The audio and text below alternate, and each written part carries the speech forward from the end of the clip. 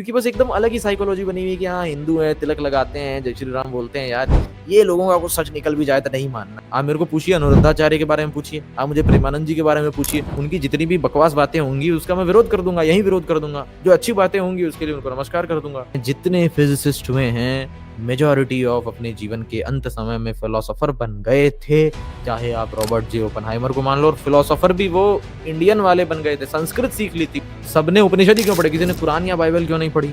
उपनिषदों की और हर बुद्धिमान व्यक्ति ने कभी न कभी अपने जीवन में जरूर देखा है। जो बात हम आज कल्पना में कह रहे हैं कि ऑक्सफोर्ड और हार्वर्ड में जा रहे हैं, हम चाहते हैं कि भारत में आए, जो आज तक हम नहीं कर पा रहे हैं, जिसके लिए मोदी जी को ट्रोल किया जाता है कि भाई आपने क्या किया देश के लिए, पूरे देश की इकोनॉमी बाहर जा रही है। बाहर के लोग एक्चुअल में यहाँ आया करते थे 5th सेंचुरी में, 6th सेंचुरी में। मैं तो कह रहा हूँ वेदों की ओर लौटना पड़ेगा, क्योंकि बस एकदम अलग ही साइकोलॉजी बनी हुई है कि हाँ हिंदू है, तिलक लगाते हैं, जय श्री राम बोलते हैं। यार ये लोगों का कुछ सच निकल भी जाए तो नहीं मानना है, साला हम उसका अपना अलग ही झंडा लेकर चलेंगे। फिर भले हम कह रहे हैं कि ठीक है जो पाखंड है उसका हम भी खंडन कर रहे हैं, मैं भी तो उसी लाइन में हूं ना। मैं भी साइंस की जो बातें हैं उसको मान रहा हूँ, जो स्पिरिचुअलिटी के नाम पर जितनी बातें आपको सुनने मिल रही है उनमें जो सही बातें हैं उसको मान रहा हूँ। आप मेरे को पूछिए अनुरुद्धाचार्य के बारे में, पूछिए आप मुझे प्रेमानंद जी के बारे में पूछिए, उनकी जितनी भी बकवास बातें होंगी उसका मैं विरोध कर दूंगा, यही विरोध कर दूंगा। जो अच्छी बातें होंगी उसके लिए उनको नमस्कार कर दूंगा। मुझे कोई ऐसा सच ऐसा नहीं है ना कि आपको मुझे सारा कुछ ठेका मिला हुआ है कहीं से कि भाई तुमको धार्मिक चीजें सारी डिफेंड करनी है, तथा कथित धार्मिक चीजें। तो ये जो बात यू नो हर जगह सुनाई देती है कि आप एंटी साइंस हो और प्रो रिलीजन हो, कि रिलीजन के नाम पे हर चीज डिफेंड ही करते हो, तो ये गलत है, ये आप कह रहे हो? हाँ, तो एक इसमें बहुत डीप बात ये भी है, मैंने ऐसा देखा है कि हर चीज के पीछे हर व्यक्ति का इंडिविजुअल लेवल पर बायसनेस होता है। धार्मिक लोगों का भी होता है। जितनी बातें शायद आप इंटेलेक्चुअल तरीके से कर रहे हैं या मैं कर पा रहा हूँ जितना भी, तो उतना हमारी ऑडियंस सारी वैसी नहीं होगी। एथिस्ट लोगों में तो जो अपनी समस्या है ही, धार्मिक जो कथा कथित रूप से धार्मिक लोग हैं, जो आस्तिक लोग हैं, उनकी भी अपनी ढेरों सारी समस्याएं हैं। वो भी बहुत सारी चीजों में हटी हैं। बहुत सारा संप्रदायवाद धार्मिक लोगों में भी है, कथित रूप से धार्मिक लोगों में भी है। आस्तिक लोग भी बहुत सारी चीजों पर रिजिड हैं। लेकिन ये जो समझ है ना, समझ कि हमें हर चीज को सोच करके परख करके एक भीतर गहरी खामोशी में चिंतन कर कर मानना है, ये समझ आप जबरदस्ती किसी पर थोप ही नहीं सकते हो। ये समझ अपने आप पैदा होती है। हाँ, ये मैं जरूर दावा करता हूं कि अगर कोई व्यक्ति अपने जीवन के 2 से 3 वर्ष निकाल करके किसी वैदिक गुरुकुल में जाकर के, आप जिसको बार बार सूडो साइंस चिल्ला रहे हो, उन्हीं वेदों का, उन्हीं उपनिषदों का, उन्हीं दर्शन ग्रंथों का अध्ययन करो, वैशेषिक दर्शन पढ़ो, भाष्य सहित न्याय दर्शन पढ़ो, योग दर्शन पढ़ो, उसे प्रैक्टिस करो, उसी अनुसार जियो, उसी अनुसार खाओ पियो उठो बैठो, आपका पूरा ब्रेन चेंज हो जाएगा। और ऐसा नहीं है कि उसके बाद में आपका ब्रेन वॉश हो जाएगा और आप एकदम मौलानाओं की तरह कुछ और ही करने लगोगे।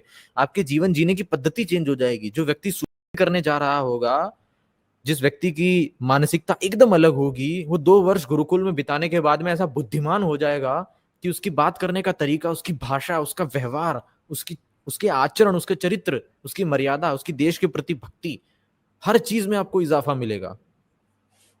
ये प्रैक्टिकल है, दर्शन जीने की चीज है।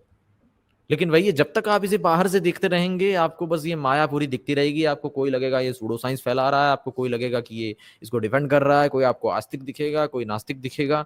पर ये सच्चाई है, ये कहने की बात नहीं है। जितने फिजिसिस्ट हुए हैं मेजॉरिटी ऑफ अपने जीवन के अंत समय में फिलोसोफर बन गए थे। चाहे आप रॉबर्ट जे ओपनहाइमर को मान लो, और फिलोसोफर भी वो इंडियन वाले बन गए थे, संस्कृत सीख ली थी 1922 के आसपास कुछ, रॉबर्ट जे ओपनहाइमर में शायद सन ऊपर नीचे होगी। इरविन श्रोडिंगर, अपने मैक्स प्लांक, हाइजेनबर्ग, सबने उपनिषद ही क्यों पढ़े, किसी ने कुरान या बाइबल क्यों नहीं पढ़ी? उपनिषदों की और हर बुद्धिमान व्यक्ति ने कभी न कभी अपने जीवन में जरूर देखा है। इसीलिए मैंने अभी वो मैं बॉम्बे में जो प्रोग्राम हुआ था उसमें मैंने कहा था कि वेदों की ओर लौटो, कहा था स्वामी जी ने। तो मैं तो कह रहा हूं वेदों की ओर लौटना पड़ेगा। जिस भी व्यक्ति को शांति चाहिए अपने जीवन में, और कोई ऑप्शन नहीं है, आप एक बार के नास्तिक बनकर के हर चीज छोड़ दोगे और आप उसी मेटेरियलिज्म में पड़ जाओगे जो आपको परेशान करेगा।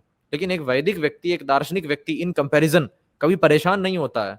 वो बड़ी से बड़े संघर्ष में आकर के भी उसके पास वो शक्ति है। अब आप उसे चाहे ईश्वर की शक्ति कहें, वेद की शक्ति कहें, वो शक्ति और कहीं नहीं है। मैं कह रहा हूं यदि वो भ्रम है तो वो भ्रम ऐसा कुरान में या बाइबल में या किसी और ग्रंथ में क्यों नहीं है कि पूरे दुनिया की सब जो मेजर जो इंटेलेक्चुअल जो ऑडियंस है वो उसकी ओर अट्रैक्ट क्यों नहीं हो रही है?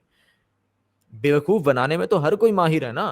ये वैदिक लोगों में ही ऐसा क्या है जो वो बेवकूफ बना लिए पूरी दुनिया को, कि सारे लोग आकर उपनिषदों में देख रहे? तो ऐसा कुछ है नहीं है जैसा दिखाया जा रहा है। भारत के लोग भारतीय होकर के ही उसी वेदों की धरती से आकर के भी उनसे इतना दूर हैं।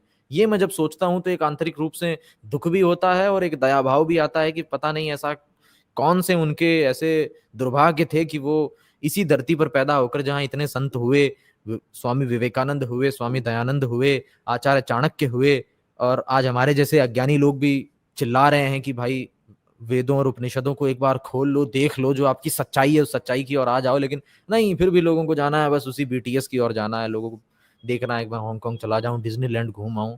अरे नालंदा और तक्षशिला के एक बार इतिहास के बारे में देखो। जो बात हम आज कल्पना में कह रहे हैं कि ऑक्सफोर्ड और हार्वर्ड में जा रहे हैं, हम चाहते हैं कि भारत में आए, जो आज तक हम नहीं कर पा रहे हैं, जिसके लिए मोदी जी को ट्रोल किया जाता है कि भाई आपने क्या किया देश के लिए, आप करो ऐसा करो, पूरे देश की इकोनॉमी बाहर जा रही है।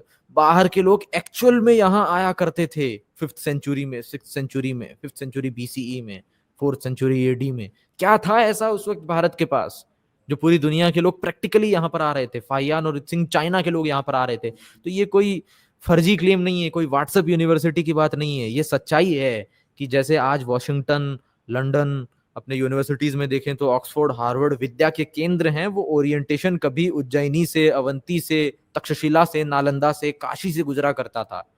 ये सच्चाई है। इस वो सच्चाई उस की मोहित भाई, वो उस वक्त के हिसाब से एडवांस थे, ये मैं मानता हूँ, लेकिन आज वक्त अलग है। अब वेस्ट बहुत आगे निकल चुका है, ये आप भी जानते हैं। मैं ये नहीं कह रहा हूँ कि हमारे जो वेद उपनिषद है वो बेकार हैं, वो ठीक है अपनी जगह पे, मैं मानता हूँ, खुद वो तो मानता हूँ। वो इसीलिए मैंने उदाहरण दिया ना कि वो तो तब भी आगे निकल चुका था ना, जब इरविन श्रोडिंगर ने श्रोडिंगर वेव इक्वेशन का इजाद किया। तो ये तो सब कहते हैं और मैं भी कह रहा हूँ कि ठीक है, इरविन जो श्रोडिंगर वेव इक्वेशन है वो एज इट इज वेदों में कहीं नहीं है। जब वो इतना आगे निकल गया था तब उसने ये क्यों कहा कि मैं, मुझे जब भी प्रश्न पूछने होते हैं, नील्स बोर ने क्यों कहा कि मैं उपनिषदों की ओर जाता हूँ? नील्स बोर ने भी मस्ती में कह दिया, हाइजेनबर्ग ने भी मस्ती में कह दिया, श्रोडिंगर ने भी मस्ती में कह दिया। सब लोगों ने ये बात मस्ती में ही क्यों कह दी? अच्छा, वो फिलोसफी से प्रभावित हुए। अच्छा, एक और चीज कहते हैं, वो उनकी फिलोसफी से प्रभावित हुए थे। यार जब कोई चीज इतनी पिछड़ी हुई है तो उसकी फिलोसफी से एक मॉडर्न व्यक्ति क्यों इन्फ्लुएंस होगा? इसीलिए मैं बार बार उदाहरण दे रहा हूँ कि वो अब्राहमिक फिलोसफी से तो नहीं प्रभावित हो रहे हैं, वो अपने बाइबल की फिलोसफी से तो क्यों नहीं प्रभावित हो रहे हैं? आप किसी भी फिलोसफी से प्रभावित हो रहे हैं ना, इसका मतलब यही है कि आपके पास जो एग्जिस्टिंग है उससे ज्यादा कुछ ऊंचा है।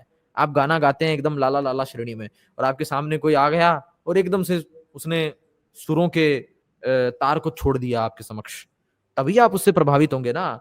अगर आप कौवे की तरह गा रहे हैं तो आप कोयल से प्रभावित होंगे ना। आप खुद कोयल है तो आप कौवे से क्यों प्रभावित होंगे? जब आप थ्योरेटिकल फिजिक्स या क्वांटम मैकेनिक्स के एकदम चरम को, पीक को आप टच कर लिए हैं, और कहा भी जाता है कि 1980, 70, 60, 50 ये वो टाइम था, 40s 30s, इस टाइम के बाद में और कोई डिस्कवरी हुई नहीं है फिजिक्स में। ऐसा कई लोग मजाक में बोलते हैं कि जो हाँ, हुई भी अभी ये अभी चल रहा है, बिल्कुल स्टैग्नेशन आ चुका है, ये बिल्कुल मानता हूँ मैं। हाँ, हुआ ही नहीं है। जो हुआ है वो तो बस सारा पहले ही हुआ था, उसके बाद कुछ हुआ ही नहीं है। तो जब उसका पीक था, वो पीक टाइम पर वैदिक फिलोसफी से इन्फ्लुएंस हो रहे थे,